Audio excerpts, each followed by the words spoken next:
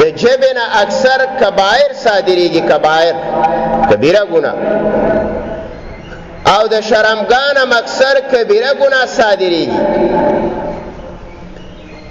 کبیره ګناهونو تعلق مفسرین و اکثریه دا د دو چیزونو سره دی، یو جبه سره دی او یو شرمګاه سره دی.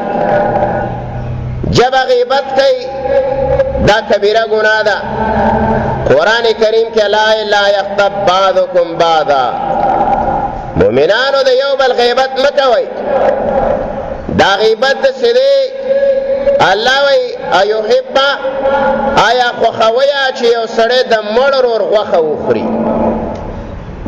یعنی یو سړی مړ دی او هغه ستا ورور دی او د هغه غوښه ته خوري، نه الله وی دا بده ګڼي. نو الله د هغې غیبت ولې په نه موجودګۍ کې کوي؟ چې هغه موجود نه دی او د هغې بد د خلکو ته راغستی. د الله نبی وایي غیبت کوونکې، غیبت ته غوږ کېښودونکې د دواړه ګناهګار دي.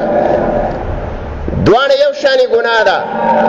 رسول الله صلی الله علیه وسلم فرمایي الغیبت اشد من الزنا، غیبت دا د زنا نه هم سخته ګناه ده. د هغې وجه محدثین ویلې ده، امام نووي رحمه الله ذکر کړی، وی زنا وی دا حقوق الله دی، د الله په حقونو کې دی، د هغې خپله سزا ده په دنیا کې یا آخرت کې الله د هغې خپله سزا مقرر کړي. خو دا غیبت دا حقوق العباد دی. د کم بنیادم چې د غیبت کړی او د هغې نه د دوباره معافي نه یې غوښتلې، نو تر هغه پورې ته دا ګناه نه معاف کېږي.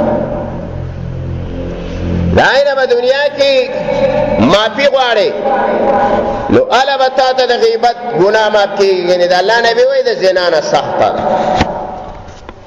بدکاری کو د انسان مومن نه وشوله، الله ته به رجوع کې الی الله، د الله نه به معافي وغواړي. الله غفور رحیم دی، په خپله ګناه دې وجړل، په خپله ګناه باندې نادم پښیمانې، الله دې ګناه معاف کوي. حکم چې حقوق العباد دي، د هغې دپاره شرط دا دی چې هغه سړی چې د چا حق دیوالی په کم مجلس کې دی، د هغه سپکۍ بیان کړی، د هغه حتک او بېعزتي دې کړې وه.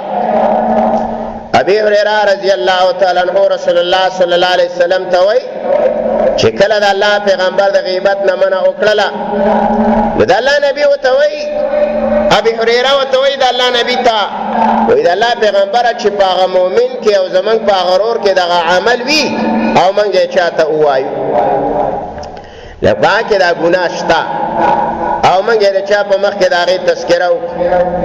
نو رسول الله صلی الله علیه وسلم وایي بیا خو دې غیبت وکړو، او که چېرته په هغه کې دا ګناه نه وه او تا دا ګناه تذکره کوله، نو رسول الله صلی الله علیه وسلم وایي بیا خو دې د غیبت نه هم غټه ګناه وکړه، تهمت دې پرې ولګه.